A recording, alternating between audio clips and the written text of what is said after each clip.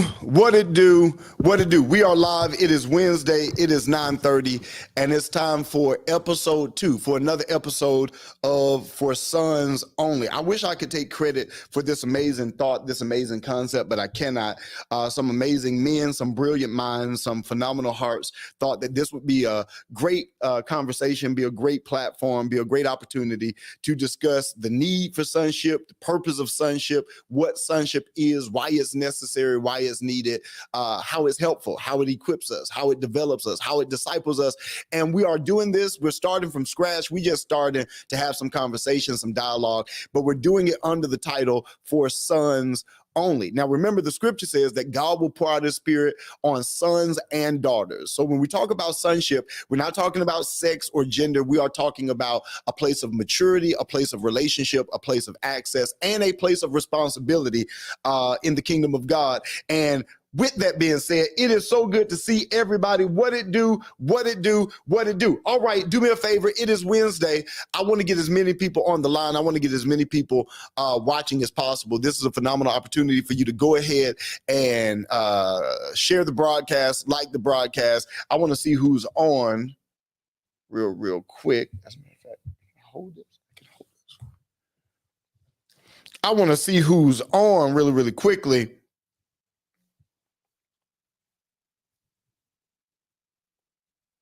I don't know if I did that when I was shaving. I look a little red right there. You see it too? Even in real life, you see it? Sensitive skin, yeah. Sensitive. Dang, I did that by myself. Your liners wouldn't do that. I said your liners wouldn't do that. That was my liners though. But it wouldn't cause that. Yeah, so that looked like something else, right? Yeah. What is that? That'd be a rash or something. Sharper trimmers. I don't know what that is. Put the thing on there for a second, man. Hey, it's good to see everybody. Come on in, man. Let me go wipe my. I don't know what it is. I got a rash, man. That's hilarious. Yeah, y'all crazy. Yeah. Is this Hey, what's up, everybody? Just say hey to everybody. I was glad when they said unto me, Can you not say it like My God. let us go into the house of the Lord. Yes, Amen. that's my name. Okay, that's not. Say hey, what's up? Why are we here? Why is this important? What do y'all expect? Okay. So while Papa's on a bathroom break, my name is Jeff. What is it? Shout out David over there. Y'all don't see David on cam, but The David's greatest the man. cameraman out here. He's the greatest, man. You know, he's the glue that's keeping the engine running. If that even makes glue sense, keeps it probably the- does not make sense. You So got it doesn't make sense at all. You gluing the engine is a terrible thing. Your engine might be on the side of the road. Yeah, you probably shouldn't drive. But no, we are here because honestly, man, this is us sharing a part of our impartation. You know, these conversations, they make the biggest difference. It's really important, like we talked about last week, man, like understanding you always start off as a son, you know, or a daughter. You know, we just talked about gender and how it doesn't, you know, it's not specific to that. But yeah, we decided, and when I say we, I mean really David and Lance. They had a conversation and they was like, yo, yeah. So, you know, we'll say we decided that people need to see this side, because sometimes people think that you know, we just serve or we just try to make sure things are straight, but they don't understand, like, this is actually ministry for us. You know, this is how we get poured into. The challenge, I would say one of the biggest challenges that we have is, even as we're serving, we have to be cognitive of making sure that we're on post, but also at the same time, making sure that we're still in the position and have the right heart posture to receive. So I think for us, this is really us just sharing impartation with y'all. So hopefully, man, you know, whatever you get from this, you can apply it and become a better son or daughter. Come on, bro. 100%. Did you give your intro, Lance? Yeah, man. You said it all, honestly. Like, seriously, man. Just like you said, just giving an inside look on what being a son looks like, the sensitivity, the proximity, the levels of it, you know, the honesty, the truth. So it's like, you know, vulnerability and all that. That's what our goal is with this, is just giving a great inside look for what people don't get to see in the back of the kitchen. So. No, and I want us to kind of start here, because I think it kind of gives us a microcosm. It's like, is that getting redder and redder and redder? I think, like, the more you think about it, yeah. Like, I think they said that's a thing too. Like, if something's wrong with your body, the more you think about it, like, it especially if it's a physical thing, it intensifies it. For real. So if you're just like, my face is not red, then it won't be red. Oh, jeez, that's helpless. I think I can. But no. There was something even yesterday. We had Bible study yesterday, and during Bible study yesterday, I had a phenomenal time because just dealing with the revelation of Levi and the Levitical priesthood and the garments of the priest. But one of the things I said when we got back here, I don't know if y'all remember this, but one of the things that I said when we got back here, I said, I hope you guys are taking notes. Yeah. I said, please don't think that because you're serving that you have an excuse not to get this revelation, because I mean, like, honestly, the stuff that we were even sharing yesterday, if you guys would grasp, if our congregation would grasp, but even more so, if a son could grasp that and not get this and not understand or not feel like, well, I'm serving so I don't have to listen. I'm serving so I don't have to take notes. I'm serving so it's not applicable to me. If all of you, even while you're serving, can keep that heart that, man, whatever he's saying, whatever he's teaching, I gotta get that. I gotta grasp that. Then the level of development, the level of discipleship would be off the charts.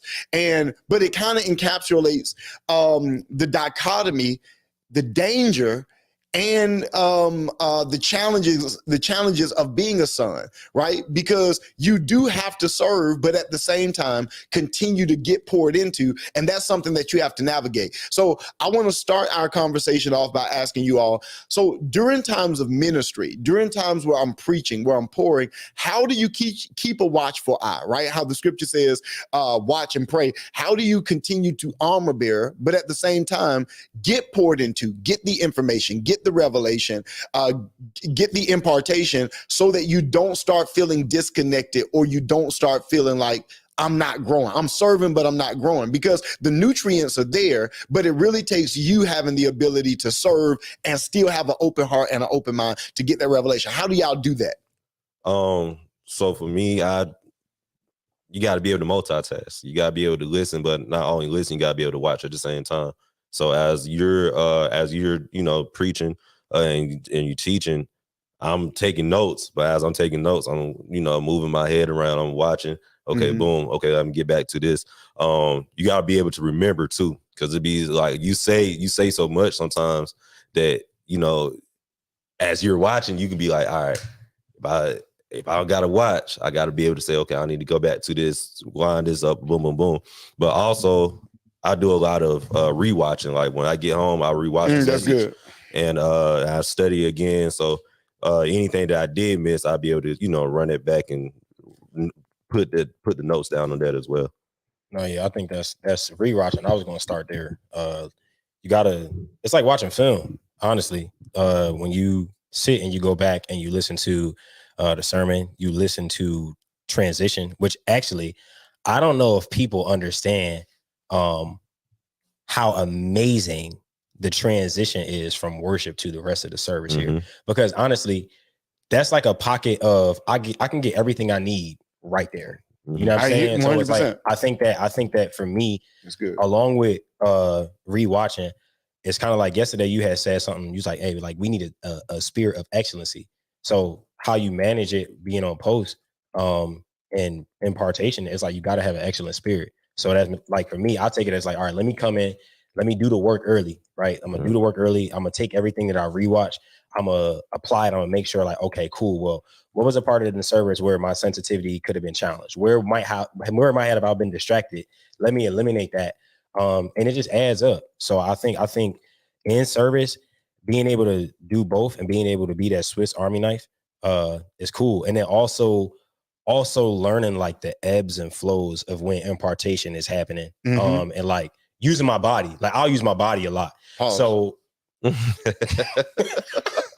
definitely was a pause, Gasol. Like I'll like, if something is said, like even in worship, like if my hand goes up, it's like, all right, I'm snatching that. Because even though right now I might not be able to like linger on that, I'm a rewatch, but I'm gonna remember that moment and then I'll just go unfold it. So yeah, that's how I do it. It's funny because I'll be preaching and of course lights are kind of down. I can't really see y'all, but I can always hear certain times where the revelation is hitting, because I'll hear Jeff say, tough. Like, I'll be preaching out here and I'm like, oh, I'm good now. I'm in it. Like, we are in Revelation right now. So no, 100%, that's really, really good. And we start talking about this last night. I want to use this again as a springboard to continue the conversation. If you're joining us, what it do is Wednesday, every Wednesday at 9:30, we're trying to keep it consistent, but we're bringing a new podcast, a new conversation, a new platform called For Sons Only, where we really get a chance to discuss the inside look, the behind the scenes of what sonship is, what serving is, what being a disciple is. And of course, one of the things I want to do tonight, y'all, I want to make sure that we kind of biblically establish, we started to do this last week, but I want to make sure that we biblically establish what a son is, transpose it from a son of God to a son of the house to a son in ministry, and really start talking about why mantles are important. But we started talking about this last night, and I want to riff on this real quick. David, I don't think he was here. I don't think he heard the conversation, so I think you'll like the conversation. Jonathan texted me a little bit earlier and asked me, he was like, can you repeat what you said? I said, no, I'm not repeating it. I said, that's why you got to take notes when you're in the room. You got to ask your brothers, but I'm not repeating it. But now I'm repeating it. So, this is your second time. You get a chance to get it. But so I did martial arts. It's so funny because I was telling somebody about my hands and they were looking at my hands. They was like, why your hands so hard? Why your hands got so many? I'm like, do you understand? I punched bricks for 20 years of my life. That's all I did. Like literally all I did was what they call iron body, iron fist, and iron palm. So I may have small hands, but if you touch them, they're calloused or whatever the case may be. And it comes from years of training or years of development. And so I did martial arts, but martial arts has 3 levels. All right.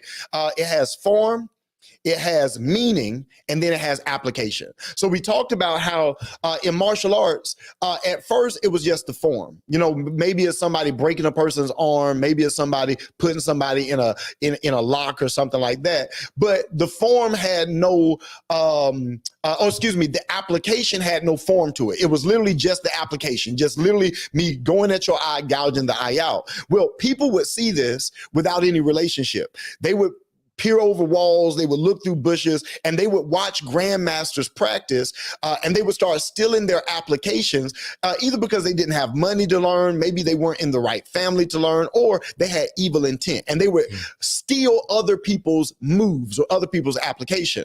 So what Chinese martial artists started to do is to create form around the application that would hide the application within poetry of motion or poetry of movement. So they would take something like gouging the eye out, and then they would put a form or a movement around it and call it like tiger catching the moon. And they would hide the application behind a meaning, behind a movement. So that over time you had the form. And that's what most people see when they see martial arts. All they see is the form. Most people, when they come to church, all they see is the form. All right. In order for you to learn a little bit more and just get the meaning, you need discipleship. But in order to even go beyond just meaning into application, you need sonship. Are y'all following me? Yes, sir. So you go from just being a congregant to being a disciple to being a son. And what you're really doing is being discipled. Somebody's taking you through the layers of meaning. So you don't just have a form of godliness, but deny the power thereof. You have the form. You then understand the meaning, because every movement has a philosophy behind it. And then behind the philosophy, there is application. Most people never get to application. Hear me. When you do the form, it's exciting at the beginning, but you'll start to get bored with just the form. Then somebody gives you the meaning. So you understand the meaning of the numbers and the meaning of the colors and the meaning of the positions and so forth and so on. Well, that gets boring after you know that stuff, but it's not helping your personal life. You then have to go down to application. And this is why sonship is necessary. So in saying that, I want to throw it to you all. How do you, take it beyond the form? Because sometimes when I'm preaching, I'm not going to sit there and break it down to you. And if you don't break it down, you can hear it, but you can't apply it. How do you, whether it's through asking questions, whether through observation or through your own study, how do you take the things that you see on a daily basis, whether you're in the office, whether we pray, whether I'm doing a diagram, whether you see me studying or whatever the case may be, how do you take the stuff that you see and break it down into applicable bits or applicable bites so that it really does enhance your life? And it ain't just, I'm getting water. How do you turn getting water into something that you're actually learning and can apply to your life? That's the question. Yeah. I think it comes from all three. Like, I'm a visual learner, but I've had to learn how to not only just learn through observing, but hearing as well too. And then at certain times, like you'll have like notes on the desk, like you'll be writing stuff down. And I've always been like this my whole life. Like if I see something that's like, all right, I don't understand that, I'll try to see like, okay, how is this person studying this instead of the why? Like I've learned from me, I learn things at a greater rate when I let the why come to me. I just need to study how it's done. So because my intentions are, I'm always going to go into something with pure intentions, especially if, building my life as a man, as a son, as a believer. It's like, okay, you keep your intentions pure, but I just study the how. So even through getting water, I learned like, okay, that's when the rhythm changes. Like anytime like you take a sip of water, your rhythm will change, like your cadence will change. But then like also spiritually, it's like, all right, I got to keep up with that shift. So if you're studying something, like you might be talking, we could talk about anything. We can talk about hoops and then you'll shift and then you go right back and be like, what was we talking about? It's like being able to see certain body movements, being able to see like and know the tones that you're saying stuff in, whether like you're rebuking us, if it's like a soft rebuke, harsh rebuke, whatever the case is, being able to listen to those things and then go back and be like, all right, cool. Like the immature part of me in this area, like, how can I learn this the best way? Is this something that's visual? Do I have to like go back and watch this sermon over and over again? Do I have to write the words down that were said? Do I have to think about like, all right, well, when he said this, why was his body facing this way? That's just me. Like I learned it like that. And then I apply it in my life. Like when we got down here and it's like, okay, the concept of your body as a weapon. So in prayer, it's weird when you're first starting to do it, but okay, like cool, like open to heaven. Like, okay, I'm going to open my heart for whatever the Spirit has to say to me. I'm going to put my hands on my head. I'm going to open my mind so that whatever the Lord is trying to say while I'm in prayer, while I'm in worship, I can receive that. So it's just taking those bodily movements. And then even if you don't understand why you're applying it, all right, I see how to do it. Let me just do that and let the why come later. But it's like the more you do it, the more repetition, it becomes a norm. And then that's when like you're on like the same page, even though the Father is always going to be, one step ahead of the Son. This is how it is. You'll begin to be on the same page, and then you'll see like you'll just see the results. No, there is a synchronicity, and I want you to kind of chime in on this, Lance, as well. But there is a synchronicity to the Father and the Son. When Jesus said, I can only do what I see the Father do, so forth and so on. So there is a synchronicity that happens, and I want to get to that in just a moment. The first thing I want to say, I see I see Stephanie on here, and she says that's a real son. I remember Paul, Stephanie, Anna, they were all living with me at one point. And I remember we used to pray. Like they used to see me pray and they used to see us pray at church. And I remember one day I woke up early in the morning or something like that, and I heard music in my office. And I was like, who is in my office? So I went into my office and I opened it up, and Stephanie was in there and she was praying. But what was crazy is she was doing just what you were saying. She was doing like she was fighting and stuff like that, because that stuff that we teach is like when you're worshiping or when you're praying, you utilize your body as an instrument to express what you're praying and what you're saying, what your heart is saying. And so that's something that I think is a hallmark of our ministry, because we're creatives. So we try to put creativity and expression in everything that we do. But to see her do that without me telling her to do that, and then to hear you say that, I do believe that shows you a level of number one, connection, but it also shows you a level of discipleship where, like you said, I may not necessarily know why I'm doing it, but I'm going to do it. The synchronicity. So let me just say this, and then I want to throw it to you, Lance.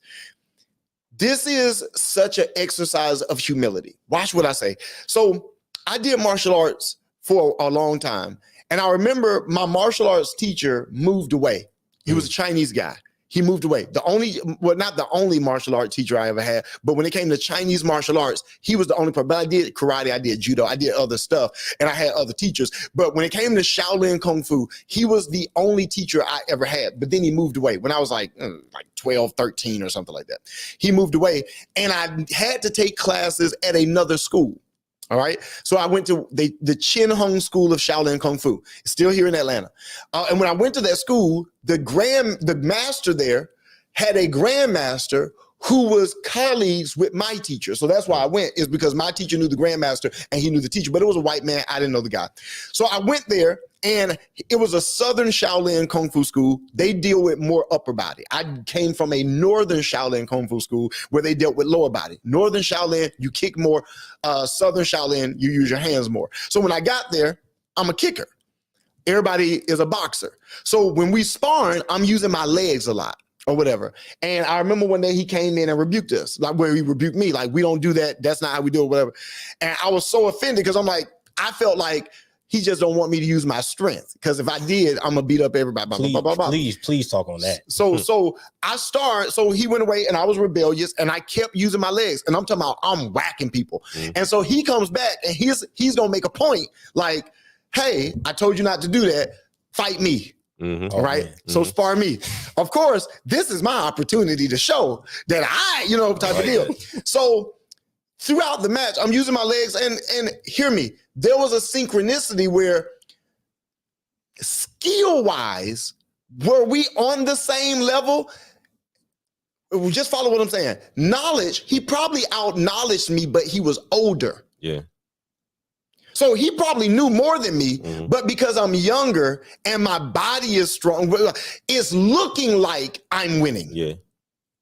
You follow what I'm saying? It's just looking like, but I know in my mind, I'm losing because all the people are saying is disrespect. Yeah. That's good. See, I'm thinking, look, y'all, I'm faster. I could have hit him right there. I could have did that. But everybody else is saying, wow, look at how he's showing up the leader. Yeah. Look at how he's not being submissive. And I don't know it. I'm losing them. I'm losing it. And so I'm saying that to say that for me, I've always been a fast learner. But the problem with that is, now this is the exercise of humility, is when you have the knowledge, you can be deceived to think that because you know the same stuff, it's only so many books you can read. It's only so many versions of the Bible you can read. There's only so many commentaries. So after a while of me studying and you're studying, you're going to get to a point where you know most of the stuff that I might teach out of the Bible. But does that mean that you're on the same level? No. Does that mean that we're peers, or we both have the same level of maturity and rank? And that's what I didn't get, and I didn't understand that. So when you talk about the synchronicity, at a certain point, the son is going to be as tall as the father physically, but that doesn't mean that the son's stature spiritually matches to the father. And that is when you actually have to be humble. You follow what I'm saying? When the father says something that's wrong because his mind is getting slow. Yeah. So he says a scripture wrong, or he has a wrong reference, and your mind is sharp. So you're saying that's the wrong scripture. Watch your heart. Disrespect. Because that's when you really have to exercise humility, and you have to actually be submissive. Are you following what I'm saying? So I'm throwing it back to Lance. We're talking about that whole form, meaning, application. How do you take the things that you see and experience and then break them down into things that you can actually apply for your life? It's almost like an experiment. Like, you got to be able to say, like, okay, you giving a theory, so now I got to develop the hypothesis. I got to be able to say, okay, that's a theory. Now I need to go study. Now I need to figure out how to apply, like you said, figure out the how. But then after I get done with that, then when I apply it to my life, then that's showing the results of my 100. You see what I'm saying? My spiritual father. So now it's like, okay, like you said, I'm going to observe body movements. I'm going to observe transitions. I'm going to observe the word. I'm going to observe all of that. That's my observation of the theory. And then after I observed it and I studied it and I apply it, then I'll be able to say, like, okay, when you ask me what sonship is or what it looks like, because I did all of the studying and because I've watched and because this my spiritual father gave me the theory, I'm able to give you sound doctrine of what it looks like. So no, 100%. I want to get into this because I think hear me, it is dangerous and it is detrimental for a person to be a son of a church or a son of a pastor and not be a son of God. If they don't know their identity in Christ, they will lose their identity in another man. That's good. Yeah. And so it becomes very important that we understand what sonship is. So I want to take the opportunity to really talk about sonship, the levels of sonship, why sonship is important. And I want to start off by talking about being a son of God. Let's go to John chapter 1 real quick. We're going to John chapter 1. It's good to see y'all. It is Wednesday night. I really got to give a shout out and just give honor to David and to Jeffrey and to Lance because they really came up with the idea of having these conversations. I can't wait to get David on the mic and have him spitting some wisdom, but I really got to give it up to them because I think that this is a phenomenal idea. And this is just the beginning. We're starting grassroots. We're starting organically. But as we grow, as we have more conversations, people are really loving it. The community is growing. So thank you guys so much. Do me a favor. This is a phenomenal time to like and share it.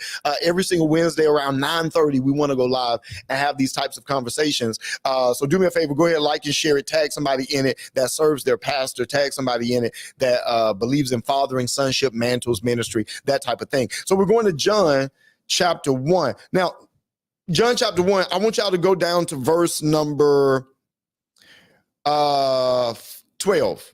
I'm going to start at verse number 10. He was in the world, and the world was made by him, and the world knew him not. He came unto his own, and his own received him not. Look at verse number 12. But as many as received him, to them gave he power to become the sons of God, even to them that believe on his name. So real quick, we're doing a very quick, fast download. All right. When God first, now, when we say son, the first thing that we need to understand spiritually, y'all, is when we say son, we have such a natural understanding of what sonship is. As a matter of fact, a lot of Muslims can't become Christians because they don't understand how Jesus is the Son of God. It's like, what do you mean? God had intercourse with a human, or God has sex with somebody and they produced or procreated a son. What do you mean that he's a son? And if he's a son, how can he then be equal to the Father? Because no. You're thinking about it in natural terms. Right. When we say son, we're talking about the cosmic manifestation of a Father that you cannot see. Yeah. The scripture says that it pleased the Father that in Jesus would dwell the fullness of the Godhead bodily. Now, I want you to understand, the Father, Abba, is the source of all power, love, light, creation, heat, energy, but he is not seen. As a matter of fact, even in the book of Revelation, it says, you will get to heaven and you will not see God. Yeah. All right? You're going to look around, because how can you see him when you're in him? Right. Yeah. That's tough. Think about it. In him we live, move, and have our being. So you can't see him because you're in him. He is all encompassing. All right. Remember, he doesn't live in the universe. The universe lives in him. I'm talking about every galaxy, every planet, every star, every solar system. All of that exists in him. So that means if you're in the galaxy, in a planet, if you're in the solar system, you're not going to be able to see him because we're all in him. But it's his energy. It's, the scripture calls it Abba. The word Abba literally means source. All right. Yeah. So I'm saying that to say that he is the source of all creation.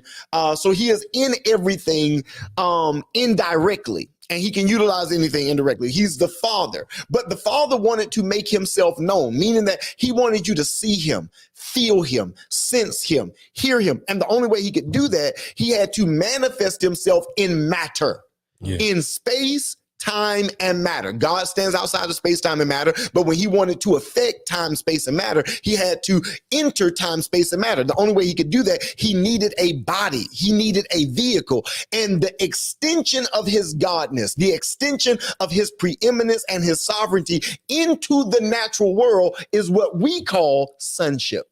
Yeah. Did you hear what I just said? So now imagine a ministry.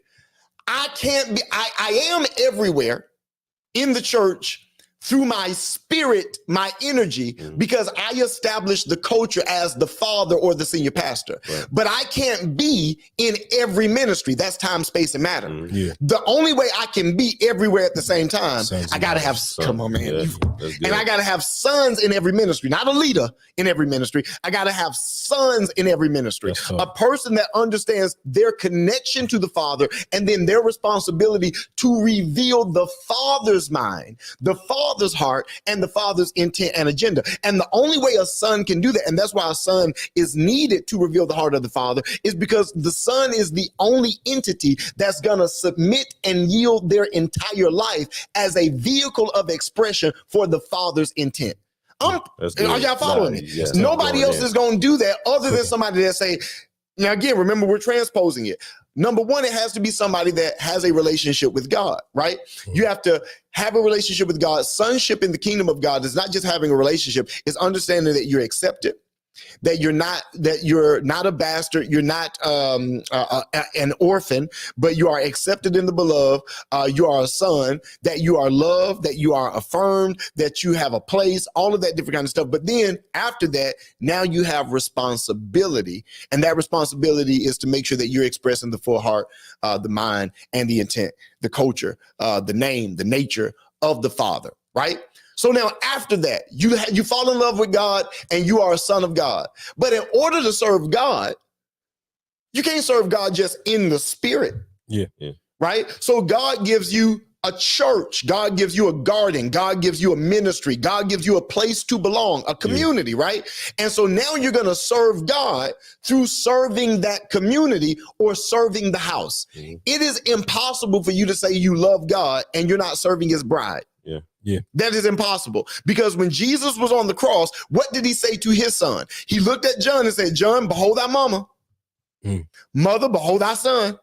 Y'all, now I'm gone. Right? So now the mother, the church, has responsibility over the son, and the son, John, has responsibility for the church. I need y'all to work this thing out. The only way the church gonna be strong, John, do your job. The only way the son gonna be strong, mama, do your job. I'm gone. I did my job. Now the son and the church has to have a symbiotic relationship together, where the son strengthens the church and where the church cultivates or matures the son. So now you're a son of the house, and you are showing your devotion to God by serving a local church, by serving a ministry, by serving a house. Are y'all following me? But even after that, you will lack loyalty, faithfulness. You will lack commitment if you don't go beyond just serving a ministry, and you go to the point where you understand the mind, the ministry, the mantle, and the mandate of the person who started the ministry. Are y'all following me? This is why I think it's dangerous to serve a pastor when you're not serving in a ministry. 100%. Because at some point I'm gonna get busy, and if you don't have a connection to the house, you ain't gonna show up when I don't show up. That's a fact. Yeah, that's right. If I don't come to church, you ain't gonna come to church because you think your sole responsibility to the church is me and not to the house. I don't trust that. I don't like that. I don't want you to serve me and feel connected to me and want to help me when you ain't helping no ministry. Nobody knows you. You have no rapport amongst the community. You have no integrity amongst the community. Nobody knows you serving. Nobody knows you dedicating and sacrificing. Nobody knows that. So I wanted to just give that brief son of God, son of the house, son of ministry. I want to go to the couch real quick. Talk to me about, number one, being a son of God, right? Having a relationship with God. That number one should be a cure for all idolatry, because you're not going to have more of an affinity or more of a commitment toward me than you have toward God. How do you maintain that relationship with God? How do you continue to cultivate that relationship with God, even while you're serving the house and serving the senior pastor? One of my, I don't know why this is my phrase, like do the work early, do the work often. So even before I come here and I serve, we actually just talked about this last night, because what time we leave here, bro? We left here like 2:30. When y'all live here, we was just talking about when I left, y'all shout out Daniel and Jasmine. Like we was having an amazing conversation. Oh wow, well, No, you was already out. So you was already out. We was making sure stuff was straight, and then we just ended up chopping it up. Mm-hmm. But one of the concepts is like, man, when we get here, it's like, okay, we have to work, we have to serve the ministry. So it's like, all right, on Sundays, you got to wake up at 6. You got to wake up at 6, because if I know I got to be here at 9, but I got stuff to do, 6, at least I can get my hour in. Like I can get all of my tears out. I can get my prayer in. I can study the word. Boom. I can be prepared mentally, but it's doing that every day. But then also, even here, like finding those pockets in service, to be able to have the Lord minister to you, but then even that relationship, you got to minister back to the Lord. Like, you know, all the ministry that he gives you, the fruit of your decisions, your actions, your like how you're changing. Because hear me, don't be around me if you ain't gonna worship. Y'all remember the other day? We on the front row. I'm gonna turn around. I'm like, I don't hear y'all praying. I don't hear y'all worshiping. I need some strong tongues. Come on, let me hear you. Go keep going. Yeah. So it's like you got to be able to minister back to the Lord. And then I think the coolest thing about my relationship with the Most High now is like just finding random pockets. Like I'll be in the car and I'll have a whole moment. Like I'll be in the gym. I'll have a whole moment. Like the basketball court is like it was one of my favorite places growing up because that's where I had most of my moments. And I think, but the beginning of my journey was like, okay, like it was hard for me to believe that I'm accepted by God, because being accepted by, like being born in sin and shaped in iniquity and being accepted by God it's a crazy concept to think about, because it's like, you know, all these things about me. Although I have free will and although you have an amazing plan, you already know the decision I'm gonna make. You know when I'm not going to choose you, and you're still accepting me, and you give me space to mature. Like you give me space to mature. And I think like even as Sunship too, like one of the things that you know, just to correlate it, like, you know, you're serving a good father when you have space to mature too, right? Like, cause you need it. You know what I mean? You're not going to mature overnight. But I think like, man, with the Lord, it's just like, man, do the work early, do the work often. And that for me, like, that's what gets it done. Like it makes coming in and serving easy. Like if I'm not in my word, if I'm not praying, it's easy to tell. And it's like, I was telling them a story last night about like, I was having like, it was like a week where it was just like a bad week. And you was like, yo, like you looked at me and was like, you gotta be on your consecration. And like in that moment, I started crying. Like I turned away and I started crying back here, but I'm like, yo, like I really do. Cause it affects everything. Yeah. So if you're not on point with your relationship with the Most High and you come in here, 100%. Like you can't, like, you're not really going, it's not slipping through the cracks. Yeah. Like it might get, like you said on Sunday, like you might wink at it, but it's not slipping through the cracks. No, 100%. So, no, 100%. I'm glad you said that, because you have to maintain your relationship with the Lord. And hopefully, if I'm doing my job, I'm pushing you all to have a better relationship with the Lord. You know what I mean? What I never want to do is have our relationship eclipse that relationship, or you not understand how serving me is your devotion in that relationship, or you serving God in that relationship. What about you, Lance? How do you keep your relationship with God? How do you maintain that relationship with God when a lot of times you serving God, you're serving him through serving me or serving the house? You just got to keep your heart pure, keep your intentions pure.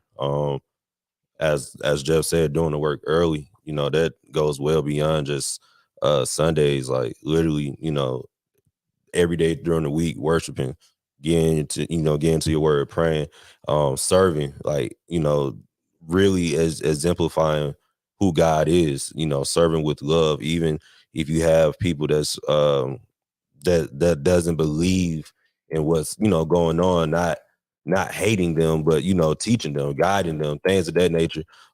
And through that, you keeping, like I said, God at the forefront of everything that you're doing. But it also is showing the Father's heart as well, because it's like, even you, that's what you do. You know, you anytime, and, you know, even in times where things may be a little like, you will see something, you know, out of place, you will address it, but then you will teach after you address it. You know what I'm saying? You may rebuke, but then you will teach after that, and, you know, you'll show love. So it's like, you know, doing those things, we gotta understand that, you know, you are, like you said, a son of God. So you are a son of God. You have to walk in the image of that. Yeah, and you have to do that every day, you know, during, you know, in your life. So I think when you, once again, applying what you learn, not only at the church, but also, you know, in your own time, those are the things that keep God at the forefront. And you are always remaining a student, you know, as long as you remain a student to God, you will always keep him at the forefront, because once again, this stuff doesn't work if you don't have a relationship with God. You know what I mean? One of the reasons, and I'm gonna be honest, like one of the reasons I haven't pressed in, Sunship has mainly been a backroom thing, a backroom culture, because number one, when we first started our church, Sunship was big, but it was very immature, to the sense that people thought being a son meant being over my house, right? Or like super being close to me Mhm. because we were a house church and, Right. you know, a lot of people over my house. So they felt like if they were going to have a relationship with me, they had to be over my house. Well, I started to restrict that, not necessarily because certain people were sons and certain people were not. It's just that I had a relationship with certain people where I were comfortable enough that they could come to my house, and certain sons, I didn't know you and I just met you. So I didn't want you to come to my house or whatever the case may be. So I started to not tell people, or number one, I started to be very private about my interaction with sons because I didn't want people to be jealous and people to think that it was favoritism or whatever the case may be. And slowly but surely, it started to kind of just be in the back room. You know what I mean? People would call me dad, or people would say that's my spiritual father, but they really wouldn't have a connection, and they would search for ways to have that connection. But then I would start to hear stuff like, you know, words like cult, or words like, you know, like idolatry and all the different stuff. So that really made me say, bro, number one, I ain't never told none of y'all to do nothing. Yeah. And so if y'all gonna start talking about cult and control and stuff like that, well, I'm good. None of y'all got to be anything. I ain't got. But then I started to realize that I was depriving people that truly did feel called to me from that level of access and from that level of discipleship, just because of a few immature people felt jealous, or a few immature people didn't have the endurance of pursuit to continue to go after somebody that they didn't know without feeling rejection. Hopefully that makes sense. All right. So I started to kind of put it in the back. Now I do feel a desire and I do feel a need for discipleship to be something that we talk about a lot, that we demonstrate a lot, right? And that we show a lot. In order to do that, though, I got to make sure that there is a foundation where people understand that, number one, you have to be a son of God. If I can get that foundation established, I can talk about other stuff. And this is what I'm saying. Like, you talked about this to a degree, Lance, and this is kind of what making me go this way. When you talked about the spirit of the Father, follow what I'm saying. So if you are a son, and I'm talking about son of God, son of the house, son of ministry, son of a mantle, son of a man. So let's say if you're a son of a man or a woman of God, it is your job to make sure you are exemplifying the spirit of the man or the woman of God you're serving or you submitted to. Now, if I say that sounds crazy if you don't first have the Holy Spirit. Yeah, that's good. And if you don't know your responsibility to first express, exemplify, and represent the character and the nature of God. Yeah.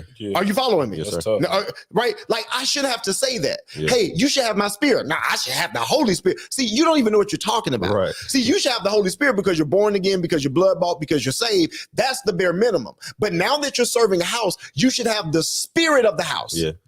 And if you're serving a man, you should have a spirit of that man. Now, I'm saying that to say, because you were saying this and I wrote it down, the spirit of the Father. I have to know that you understand that for me to even be able to say what I'm about to say. But what I'm about to say is this. I expect, if there's anybody that is a son of mine, that if you're representing me or you're serving me, I would expect that whatever you do, you would want to do it in my spirit.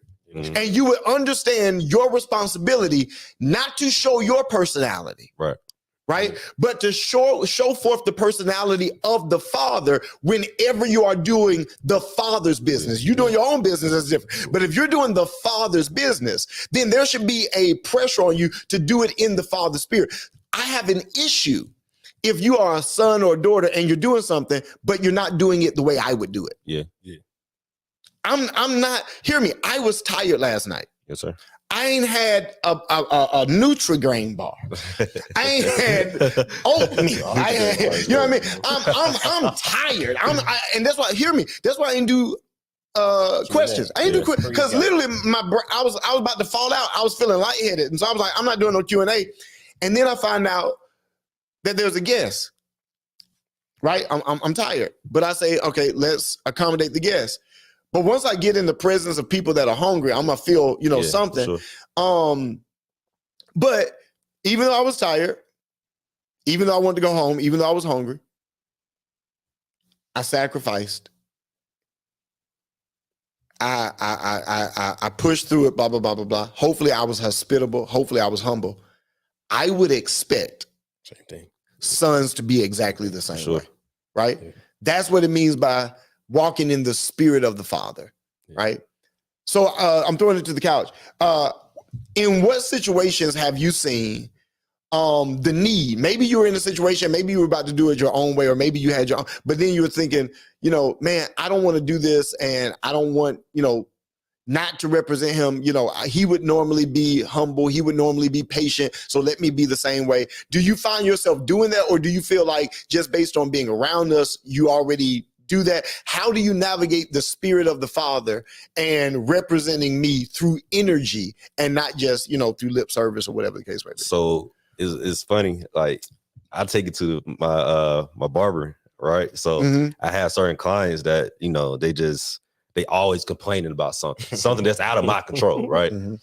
But I've also seen you, like, deal with certain things, and you'll just be like, you know what? Out of love, I got you. Like, let me hear it. What's wrong? All right, I'm gonna try to figure out how to fix this for you, or I'm gonna try to figure out how to make this hospitable for you.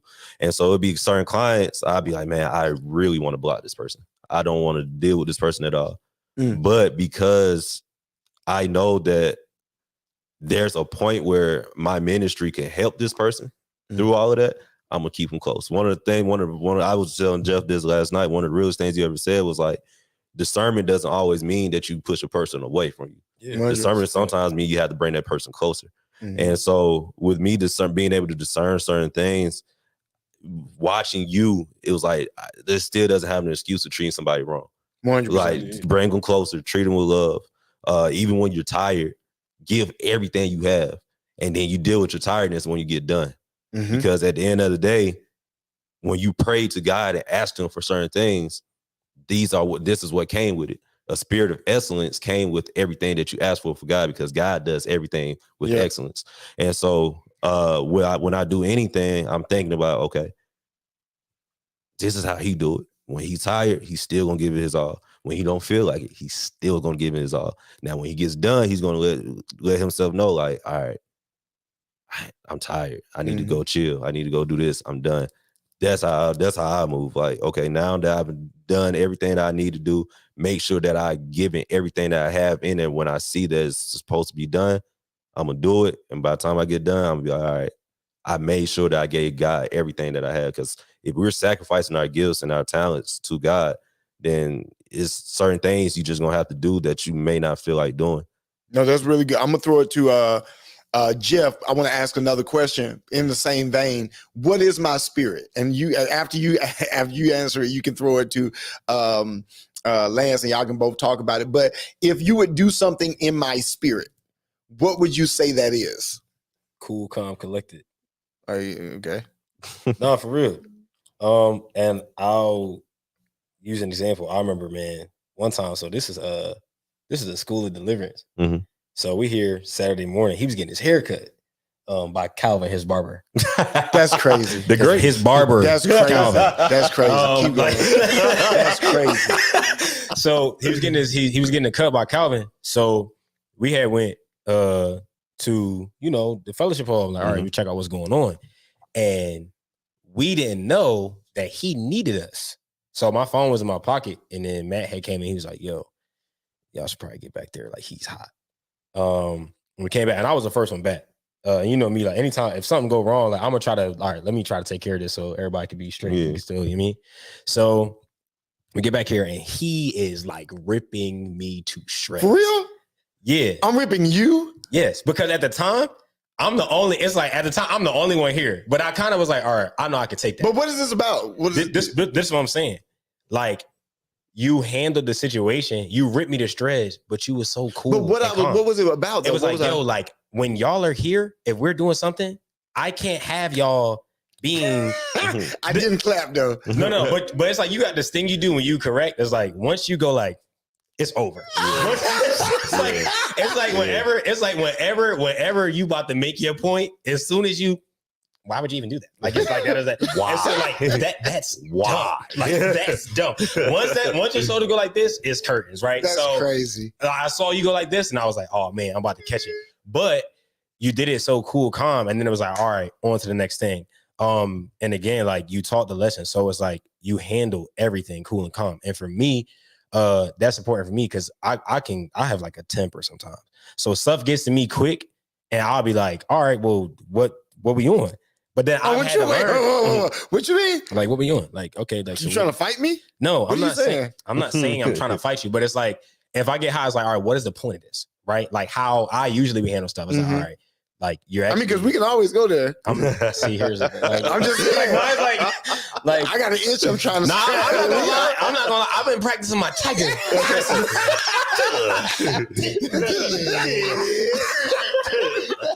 But not like it taught me like, man, in every situation, be cool. Like that's your spirit. Yeah. Like, you know, and then when it's time to let the fire out, you do it. Yeah. But even in that, you still cool, calm, and collected. So I think that's like, for me, that's one of the biggest parts of your spirit that impacts me the most. So yeah. What about you, Lance? Self-control, tenacious, and mastery. Yeah. Come on, words. Come on. Lance reads the thesaurus every day. See, that's crazy. That's great. Hey, he's got to. We back from Alabama. He's like, I came to Georgia with 4 words. No, for real. But yeah, like literally, like, you know, you're tenacious at giving your all to, like I said, to everything. Like anything that you are called to, you make sure that you're gonna study, you're gonna concept, you're gonna create, you're gonna do all of this stuff. It is you master it, like you mastered it. Like if it's, we can talk about basketball and you're gonna know a stat that like you be like, okay, right, don't talk about basketball. Here we go. You know, like, please don't but do I mean, that. I'm saying like anything, like, you know, with the scripture, you can use basketball. You can say basketball. It doesn't matter what it is. But now, like you master everything that you are called to. And what's crazy about that is that I think the biggest thing I learned with mastery, like he's not trying to do it all at once. In the season that this needs to be mastered, I'm gonna master it. For sure. I'm gonna let the rest go. If another season comes back around, I gotta master in this season. That's what I'm gonna do. But it's like it's remember, I don't know if he was in here. I think he was doing something.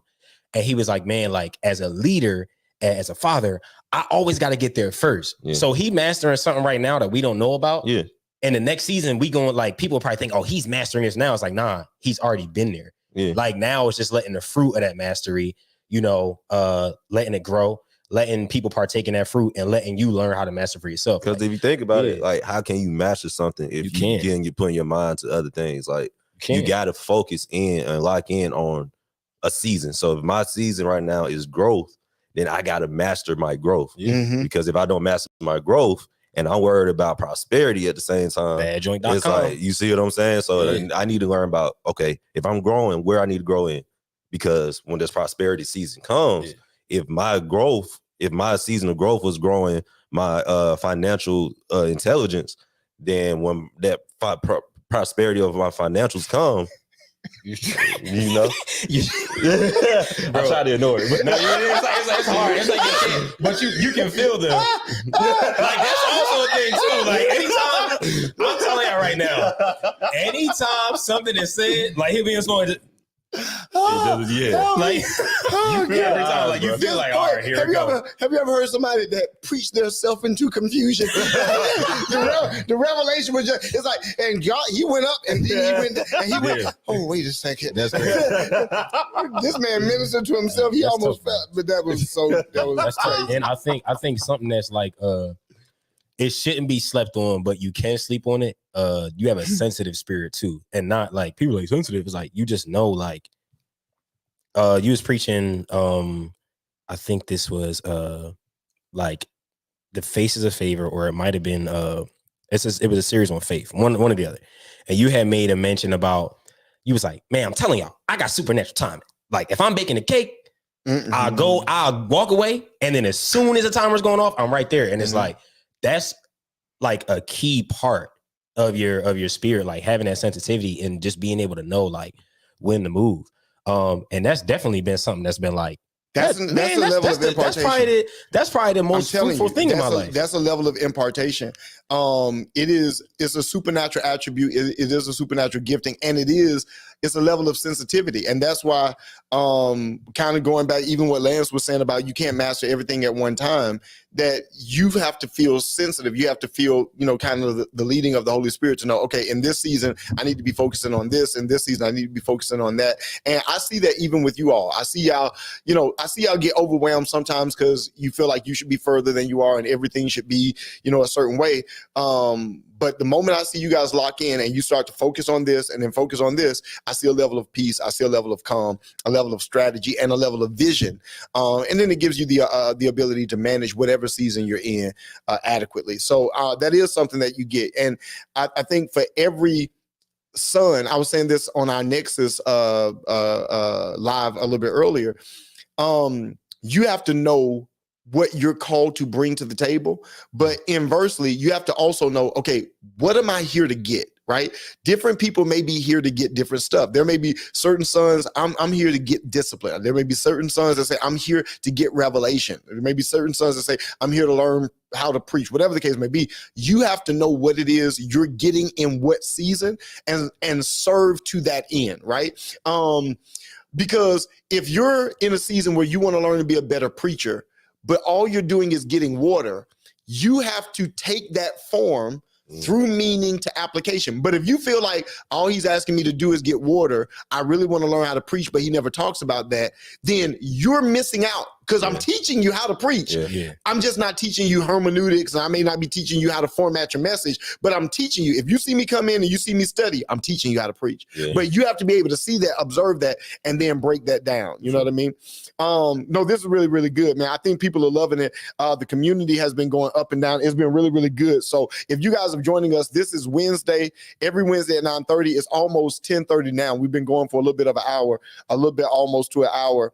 And the purpose of this is called For Sons Only. And it's just for us to have a dialogue, for us to have a inside look, an insightful conversation around serving, around mantles, around fathers.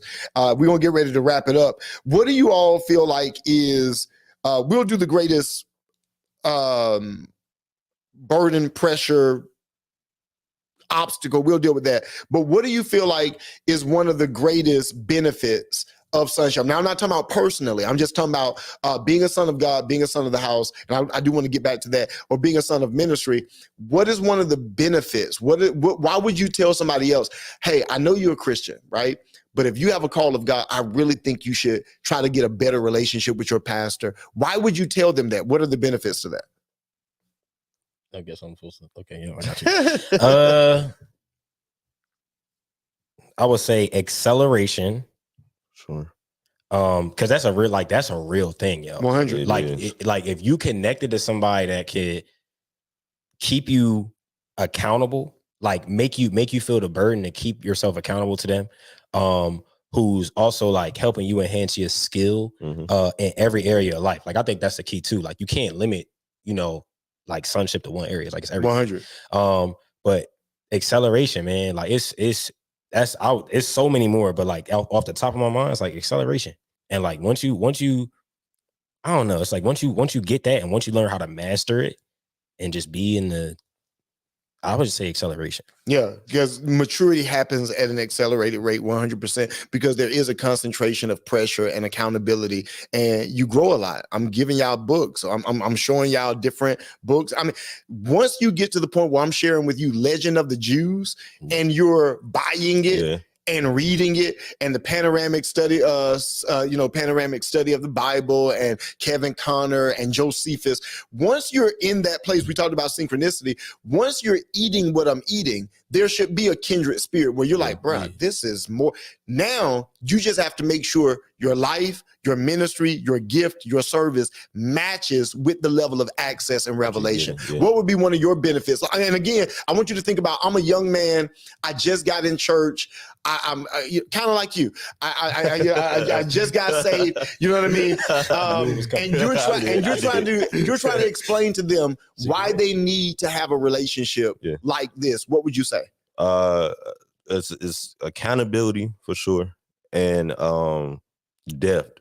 So it's like you get to sense what it feels like to do things as if God is on, like sitting next. Come on, to you. I got you 100%. You know what I'm saying? Like every decision that you make, you understand that it's affecting, and it shows your father, your spiritual father, and God.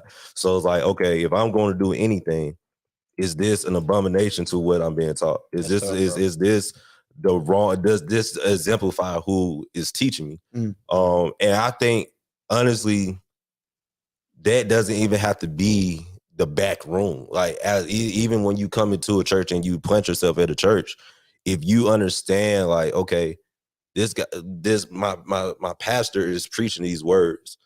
After I apply this to my life, then I need to make sure that I'm keeping that standard, because not only are people watching me to see if I'm actually living that, but people are watching me to see if God is real. I got you. And so as long as I continue to show, like, okay, I'm going to hold myself accountable. I'm going to make sure that I'm doing things in excellence.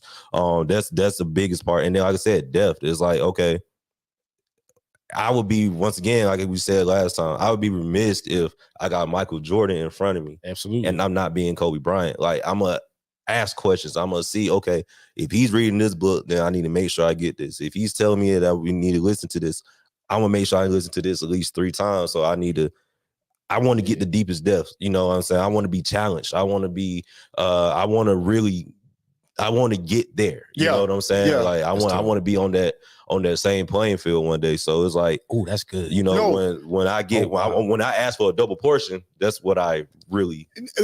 And again, I think all of us see it in our own lens. I've never been a barber, so it's hard for me to see it in that lens. I have been a videographer, so I can kind of see it in that lens.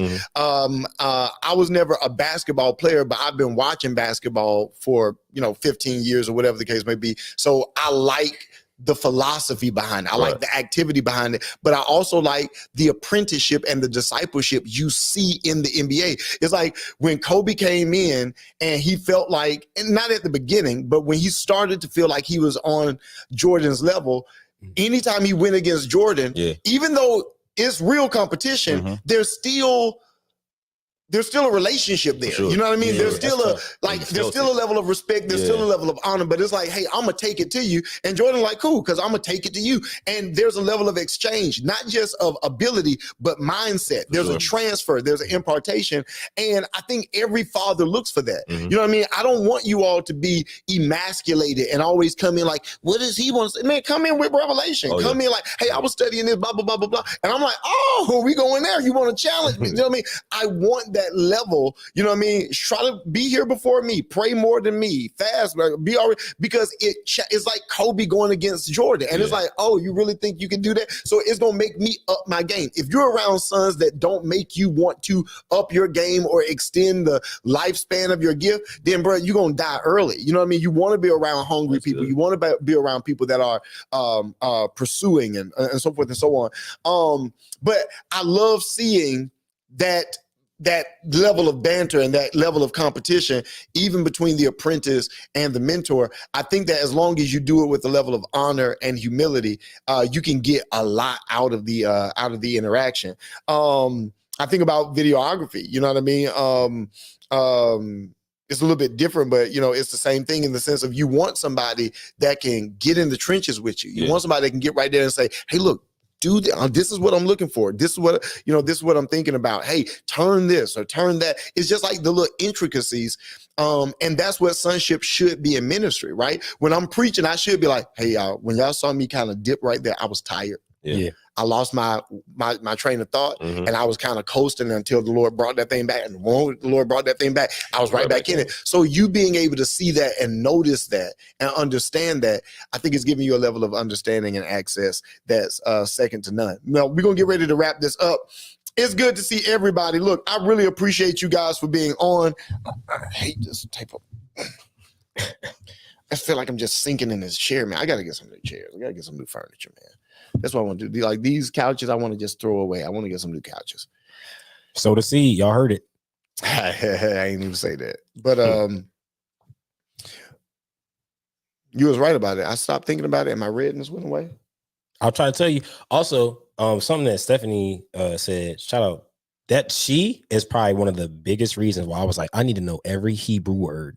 And she said protection. And I don't think people understand how much you can underappreciate that and underrate that. And an example is like when Bishop Brady came here, like a benefit of the house was like when you was talking about the history and his war and stuff like that, it's like that's the biggest benefit of sonship. You get backup. Yeah. Like, so anytime something's going on, if you're living as an honorable son, like you get backup. Even if you do some dumb stuff sometimes to the degree, or if it's not past a certain parameter, right? Because some stuff is like you on your own, pal. But there is pal. Yeah, pal. If you say you're on your own, pal, it's over. It's like it's no answer for you. Like go home. You just go home. Yeah, just start over. But like there is a level of backing. Like at certain moments, like where I'll be feeling like I'm going through it, and then it's like you just feel like who is praying for me, and then he'll text you like, "Hey, I'm praying strong for you today," and you good. Yeah. So yeah, protection is crazy. You also have the access to tell me when you feel that way. You know what I'm saying? If you feel like you're going through something and you feel like you're battling something, you can hit me up. And again, you guys went to Africa with me.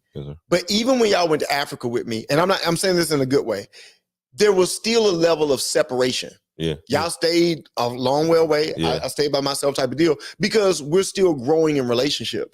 And what I want everybody to understand is that there are levels to this, but the levels really depend on your level of vulnerability. Right. Yeah. I know men that have struggled with private insecurity their entire life. I'm talking about it has sabotaged how they see themselves, their ministry, their business, their family, their social life, all because they can't have a candid conversation with another man about something that, hey, I don't like how tall I am. I don't like that I'm overweight. I don't like how I look, whatever the case may be. Stuff that they would never have with a female. They would never have with their wife. They would never have. And most of the time, they won't even have it with their pastor. They'll have it with friends, but peers can't give you purpose. Like peers are not there to disciple you and develop you. So they can give you a level of community and comfort, but they can't cultivate you. And so you still need to be able to be vulnerable and transparent with somebody that's beyond where you are to say, hey, you know, that really don't matter in the long run or whatever the case may be. And hopefully, not just you all, but hopefully people understand that sonship isn't there just so the pastor has somebody to serve them. No, the sonship is there to make sure that that person, that son, that daughter, that disciple has inner access or inside information to their purpose, their calling, so they can have confidence, security, and peace in everything God has called them to do. I am grateful to have a Bishop Brady to be like, bruh, don't worry about that. That's not a big deal. Or that's a huge deal. You need to, think about that. So I think that your level of connection and access and then discipleship is always going to depend on your level of vulnerability. And that's why for me, I want to make sure that I create a safe space so that you guys feel the freedom to be vulnerable. You know what I mean? The last thing I want is for you all to be around me and never feel like the space is safe or free enough for you to be able to say, you know what? I'm afraid that I'm not going to get a job. Yeah. I'm afraid that I might not get married. I'm afraid I'm going to cheat on old girl. I'm afraid, like, that's what I'm here for. I'm not here for the, I was reading the Bible. Yeah, we can do that. I was reading the Bible. I just want to go back to Arizona. Great. We can do that. We can do that. But I want to disciple you in how to take that revelation so that it actually helps your real life. The only way I can do that, you're going to be vulnerable. You have to be vulnerable. I want to end there by throwing it back to the couch. How do you, for people that are watching, that are saying, man, I'm going to be honest, I don't know how to be vulnerable. I don't know how to be transparent. I'm deathly afraid of telling my pastor this, and again, I'm talking about relationship. I'm not just talking about you in the congregation and then you text your pastor and be like, hey, I got an STD. Wait a second. I don't know who you is. I don't know what you're saying. You know what I mean? I'm not saying that. I'm saying after you have a relationship, I was referring to that situation. Anyway. It was a scare. But no. I'm saying, like, for people that are watching, and I'm talking about people that have that relationship, I'm not talking about random people. Yeah. How do you exercise the vulnerability? How do you peel back the layers and expose a piece of your heart without feeling funny, without feeling, like somebody's going to use it against you, not feeling whatever the case may be. How do you do that? How do y'all do that? You gotta self-assess. Like, you gotta make sure that you honestly want to correct whatever it is that you're going through, or you want to get better. It goes back to the beginning when we was talking about the Kung Fu. People don't want to join this class and go through the course because of the judgment that comes with it. Yeah. So a lot of people are scared to become students. A lot of people are scared to look as if they don't know what they're doing. And if you want to go from 30-fold to 60-fold to 100-fold, you literally got to be able to say, like, God, I don't know what I'm doing. Mm-hmm. So can you give me more guidance? Can you're speaking in parables right now. I hear you saying the tiger, the tiger catches the moon. And it's like, I hear that, but I don't understand that. Yeah. So because I don't understand it, can you give me understanding in that? And I'm willing to go through the process. Like, I think, more and more you got to understand that, everything is not a tomorrow process. Mm-hmm. Some things take years to fix, but as long as you're vulnerable enough to say, I'm willing to go through that process, then you'll be able to say, like, okay, wherever is need to be done, I'm willing to do it, and I'm willing to take the judgment. If I fall, that's so good. Yeah. Then I'm willing to say, okay, I failed. Why did I fall? Two things, and I want to throw it to you, Jeff. Number one, when you said you have to be willing to admit that you may not know something, you may not understand something. Number one, that's, the scripture says that the fear of the Lord is the beginning of wisdom. Is really talking about reverence, right? You respect God enough to say, look, I don't know what I'm doing, and that's the beginning of wisdom. So I love that. But then you reference tiger catching the moon, which made me think of something. So I want you to think about the philosophy behind it, right? Mm-hmm. So tiger catches the moon. How far is the moon away? Light years. Yeah. Right. So in order for you to catch it, you have to extend your reach beyond the target. Yeah.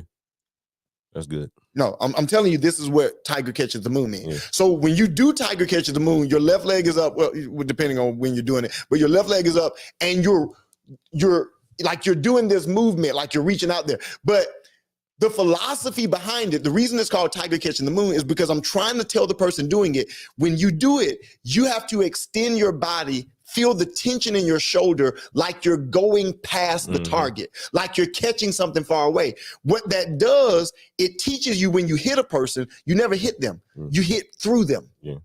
That's tough. Right? Like when I'm punching, you're never the target. The target is always behind you. But what that makes me do is punch through you. Right. And that's what the philosophy is behind tiger catches the moon. The only way you get that is for somebody to come close to you and say, all right, now this is what it means. Yeah. Because if I just say, do tiger catches the moon, you're going to do the form and you're going to have done it based on what you've seen me do. But the philosophy, which controls the energy, you ain't gonna get that. Yeah. And that's what discipleship and that's what fathering is. When I can come by you and say, I'm telling you, bro, it's this. Men are so prideful though. Yeah. Because men, oh man, I saw this clip by Leslie. Was it on Spiritual World? I think it was on Spiritual World. And I think y'all saw this too. And I'm not gonna be able to oh God, I dare not even play this loud, but y'all probably heard this. You heard this? Did you see this? All right, give me a second. To where we are as like we doing the work. Men are not doing the work, and I'm gonna say it. I'm not doing the work. And let me just say this too.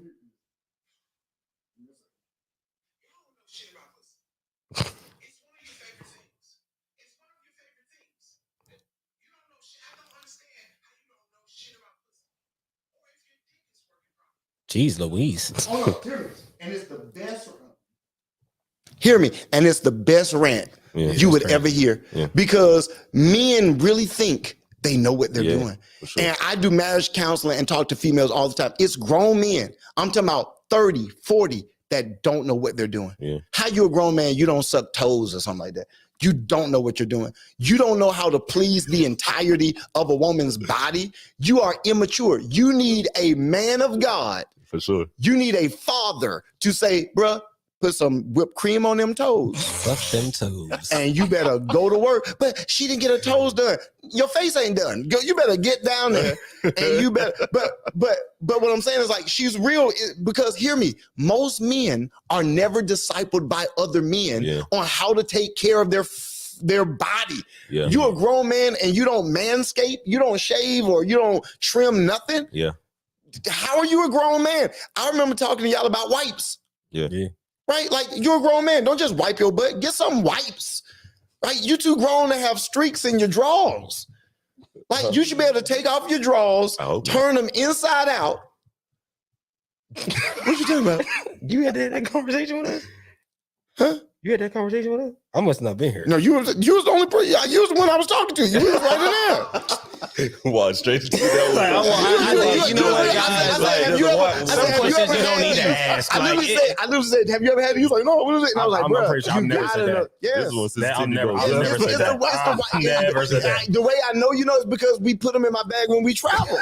No, you've seen them in my bag. I've never said no. I don't do it. 34. No, I never said no. You don't do, but you was like, oh, okay. You know what I mean? No. You did. I probably agree. You did. I literally have so many wipes right above the toilet.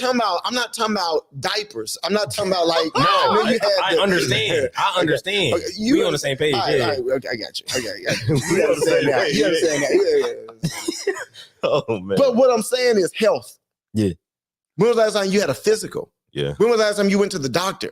What I'm saying is not just the physical stuff, but also money, business, family. You know what I'm saying? Like, and then of course, ministry, you need somebody that will ask you the hard questions. And I just feel like men are so prideful. They actually think that I'm good just because she like it. Bro, she could be lying to you. Yeah.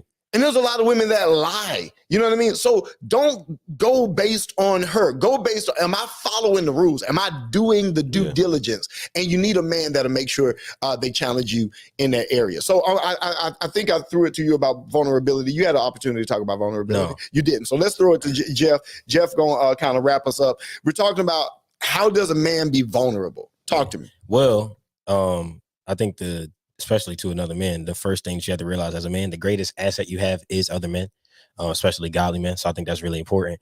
When it comes to vulnerability, you have to get rid of a condemning or a mindset of condemnation, because the only reason people are not vulnerable is because they feel like they're going to be condemned. Like, again, we talk about it all the time. Judgment and accountability, cool. Condemnation is not in judgment. Right. Like, God does not do that. He's not going to judge you and then condemn you. He's going to judge you, let you know you out of pocket. But a father, like a good father, is not going to do that either. He's not going to condemn you. So I think once you can reach past the moon of condemnation and grab the moon of trust, you straight. It's 2 moons. It's 2 moons because there are many moons in the galaxy. Okay, but how many Tiger moons catches the moons. Yeah, we on Saturn now. We are on Mars. We are on Mars. Moons. Say no, but now, yeah, if you can get back the atmosphere of condemnation, if you can punch through that and grab the moon of trust, you straight. Like that's just what it is. And then you got to know, like, when pockets of vulnerability are being offered to you, like 100%. Don't be afraid of it. You know what I mean? Like, because there's certain moments where like you'll offer the pockets, and it's like I got to be vulnerable enough with myself and be sensitive enough of myself to know, like, all right, I got to take advantage of this, because this pocket might not come back like this in this specific season again, and I could suffer. So let me go ahead, get past condemnation, get past pride. Let me get the trust, and then just I'll be good. They ask you, are you good? Yeah. You're not good. Say you're not good. And then explain why you're not good. Don't just be like, you're stunk. Like, no. Tell why you're not good, my boy. 100%. Tell the truth. Tell the truth. And you're good. 100%. 100%. I pray that, and again, you all, it's great, but I know it's difficult because, again, I know Lance just started, David started when we got into this building. Jeff started a little bit when we were in the other building, but I'm just thinking about when you started, Jeff, we're in 325. Not saying that I wasn't busy and not saying that I didn't have a lot of stuff to do, but we were definitely smaller. We were definitely, growing. It was easier to maintain. It wasn't a big office. It wasn't a big administrative space. But of course, when we transition here, of course, I would think I've gotten busier. I have more responsibility, whatever the case may be. And I think that it becomes easy if I'm busier, maybe I'm focused on stuff, not as focused on you all, not, having as many conversations, not being able to go out as much, it becomes easy for a person to start to feel disconnected, or maybe start wondering, why am I here? Or start to feel as if I'm not really getting anything from this.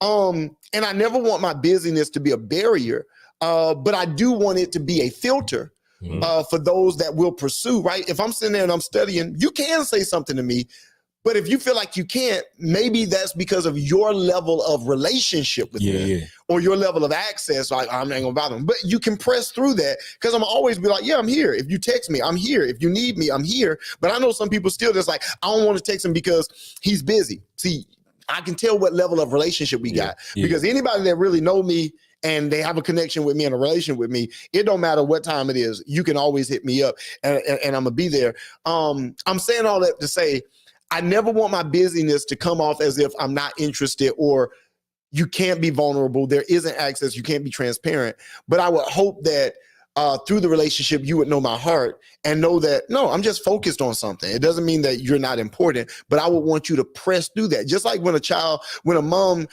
is on the phone and child like, mommy, I need you. The child don't care that the daddy's on the phone. Never. When did you become cognizant of my busyness beyond our relationship? Beyond your need? Once it's like you're thinking about stuff you shouldn't be thinking about. Let me think about why I'm busy and what I'm supposed to do.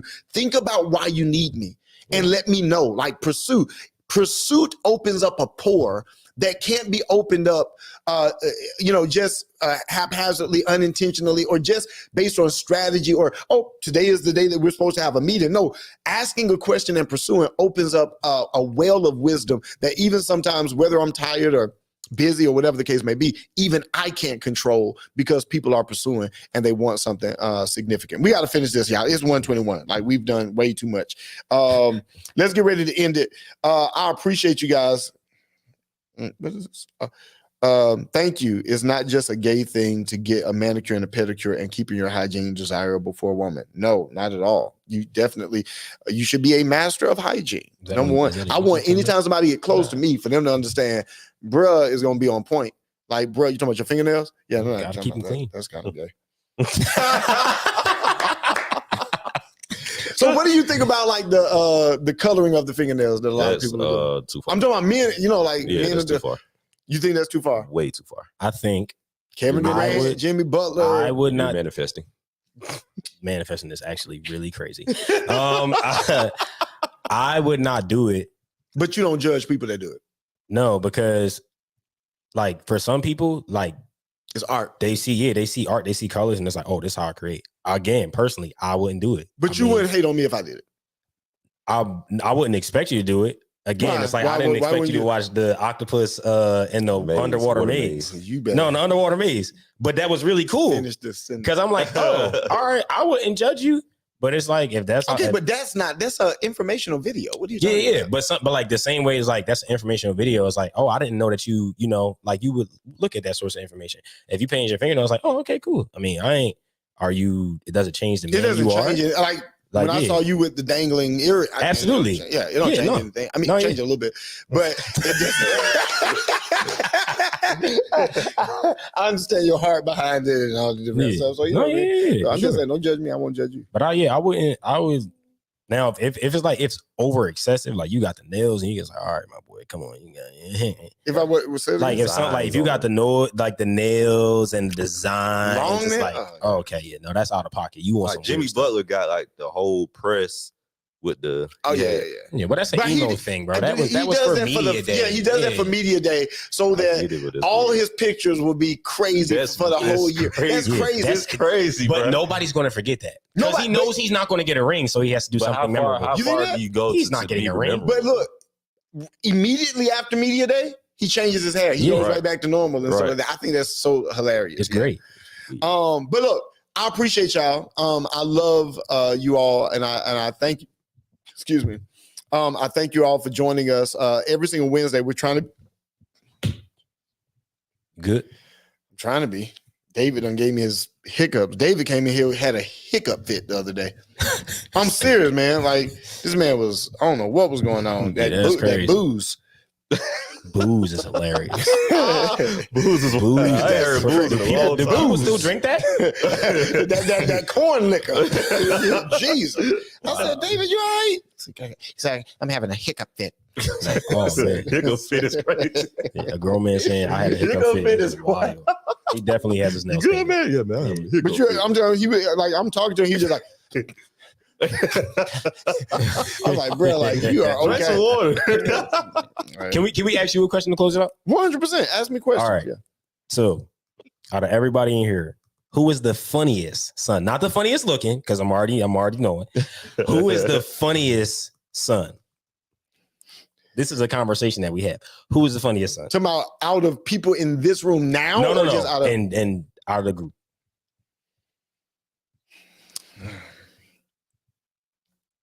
you said not funny looking. Yeah, no. Had to eliminate that answer right away.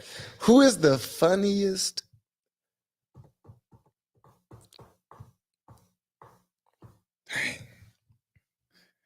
Unintentionally, maybe.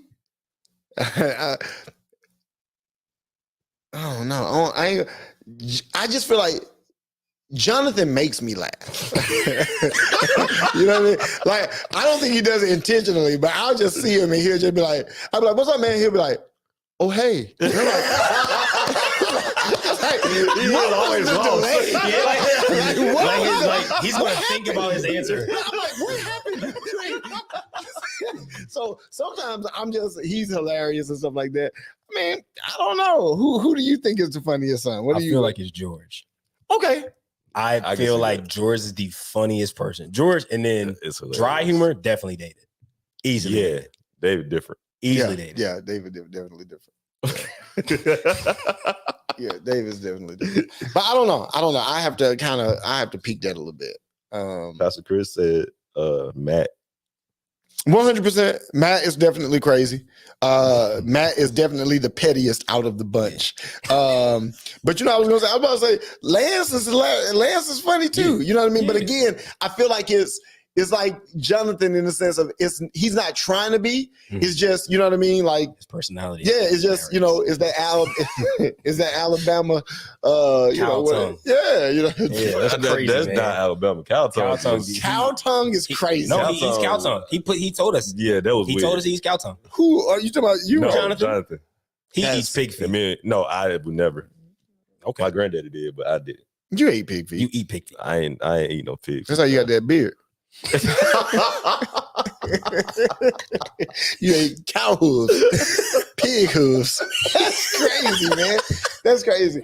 I don't know. All y'all are funny in y'all own right. All of y'all are definitely hilarious. Y'all are a Who's hoot. Earl? Y'all are crazy, man. Pastor Chris said, "Don't talk about Alabama." We appreciate you, PC, man. We Man. appreciate you, man. But no, man, I absolutely love these conversations. Thank y'all so much. Again, to the guys on the couch, Lance, Jeff, they did awesome. Some behind the scenes, David did amazing. Thank you guys so much. Again, every Wednesday we're trying to be consistent. I pray that you can make this a part of your week, make this a part of your weekly program, and I believe that you're going to be blessed by it. And other people, I believe, will be enhanced and equipped by it. Hopefully, you're learning. You're seeing the inside look at how pastors think, how your leaders think, how they may emote what they carry, and then how you can be a blessing, how you can serve. And hopefully we're bringing a level of articulation to that. All right. Until next time, any more? Y'all good questions? I love questions. Next time we'll start with questions. What about that? Yeah, next week we'll start with questions. But until next time, we really appreciate you guys. All right. We out. Y'all have a wonderful night. We'll see you guys next time. We actually did.